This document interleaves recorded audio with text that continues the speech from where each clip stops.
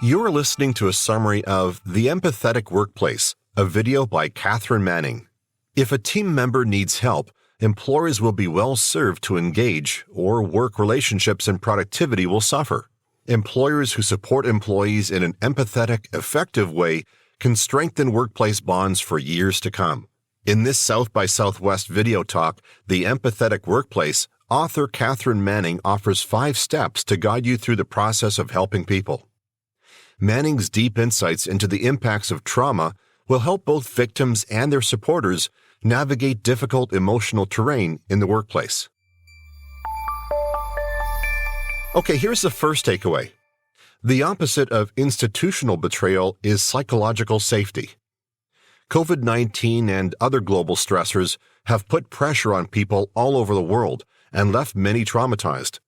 At the same time, due to the pandemic, people have been unable to access many of the usual community methods and rituals to cope with their trauma.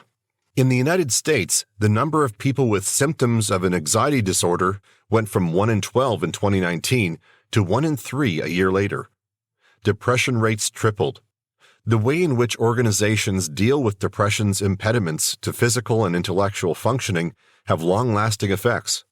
People expect the organization they work for, their colleagues and their bosses, to help them if they're struggling.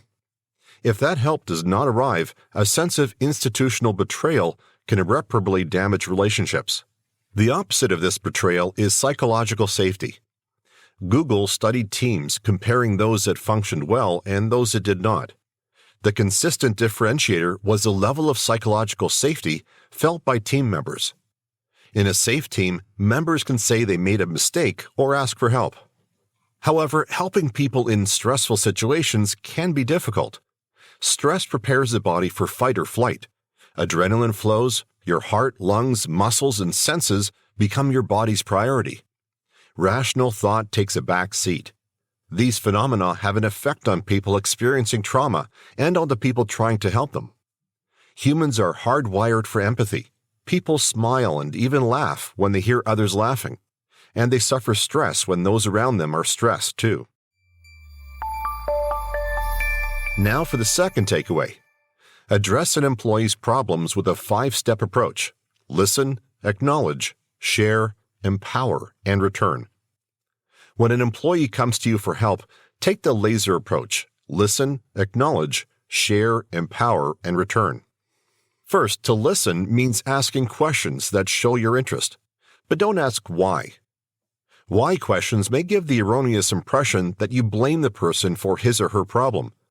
Pay attention to your body language. Stress can cause you to adopt a defensive posture. A relaxed posture may induce the person to become more relaxed. Mirror their body language and repeat their words back when asking questions. If what you hear makes you feel stressed or overwhelmed, say so, or ask for a break. Second, acknowledge that you hear what the person is really saying. Acknowledgement shouldn't deny the problem, jump into offering solutions, or distract from the moment by mentioning comparable situations. Third, share means providing information that relates to the problem, even if you don't have a solution. The information could be about the values and policies of the company in relation to the problem, or how the problem affects the company, and what procedures are in place for solving it. Someone who is under stress may not retain information you provide at this time.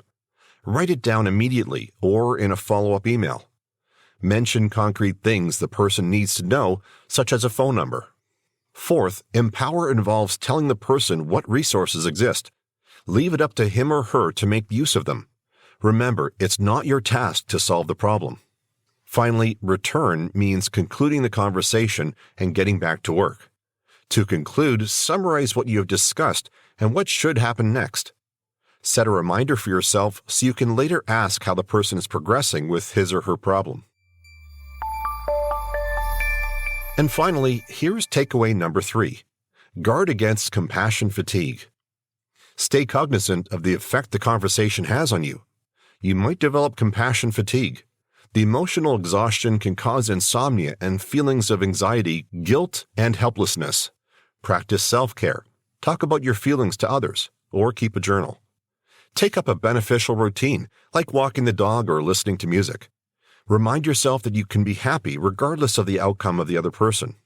Laser techniques can help in many circumstances. They are useful in dealing with trauma victims on a hotline, with irate colleagues, and while raising children. In rugby, the secret to withstanding a tackle is a strong core. Adopting the laser technique gives your organization a strong core, and it will need that strength to withstand the challenges the world will throw at it. That was a summary of The Empathetic Workplace, a video by Katharine Manning. Let's hear those 3 takeaways again. Takeaway 1. The opposite of institutional betrayal is psychological safety. Takeaway 2. Address an employee's problem with a 5-step approach. Listen, acknowledge, share, empower, and return. Finally, takeaway 3. Guard against compassion fatigue.